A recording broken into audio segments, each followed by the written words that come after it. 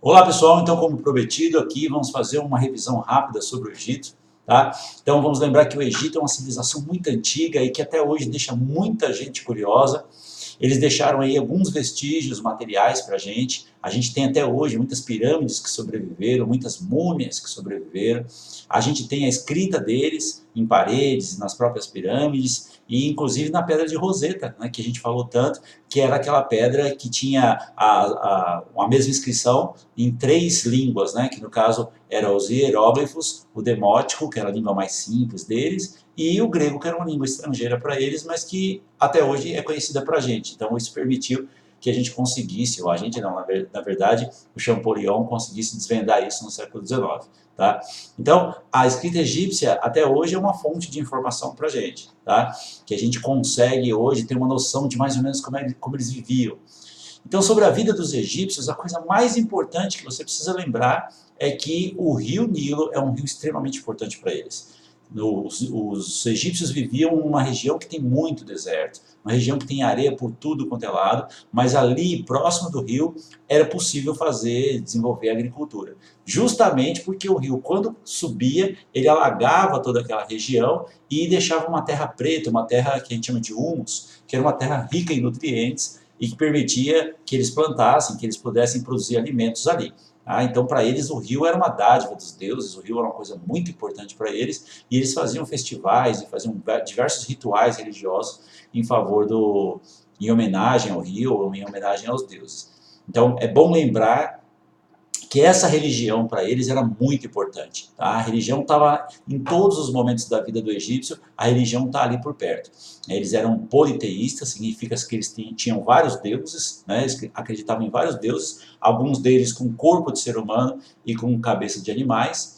E era importante também que para eles o faraó, que é a figura mais importante, né, que é o imperador deles, era considerado um descendente dos deuses, na família dos deuses. E até por isso que quando ele morria, ele era mumificado.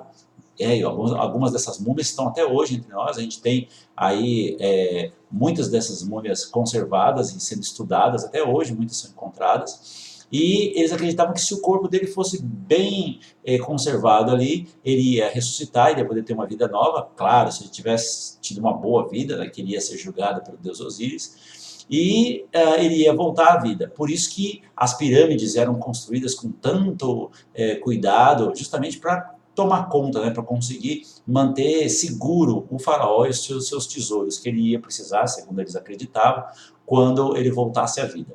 Tá? Então, o faraó era considerado aí um descendente dos deuses, era uma figura muito importante para os egípcios, eles tinham uma grande veneração, um grande respeito pelo faraó, né? Mas a gente sabe que o faraó era apenas uma pessoa, era um governante e que ele não fazia tudo sozinho. Tá? Tinha uma série de outras pessoas, sacerdotes, escribas, soldados, comerciantes, artesãos, e não vamos esquecer que tem um monte de trabalhadores braçais aí, né? Entre eles a gente tem os camponeses, por exemplo, né, e os escravos. Vamos lembrar que a diferença entre os escravos e os camponeses, que o escravo, mesmo que ele faça o mesmo trabalho do camponês, mas ele não é pago, tá? O escravo, muitas vezes, ele é um prisioneiro de guerra, ele é uma pessoa que tem dívidas, que acumulou dívidas ali, tem que pagar com o trabalho dele, tá? Então, ou nasceu escravo mesmo, né, filho de escravos, e se tornou escravo já desde o nascimento.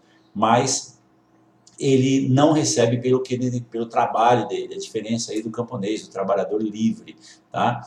Então, é importante vocês retomarem esses pontos aí. Tá? Lembrar, inclusive, que o Menés, né, embora a gente tenha aí uma descendência dos faraós a partir da religião, da mitologia, é importante lembrar que, historicamente, os indícios apontam que o primeiro faraó, né, do Egito teria sido Menés, que juntou ali, que unificou o Alto e o Baixo Egito, e que a partir daí se tornou o primeiro faraó. Tá?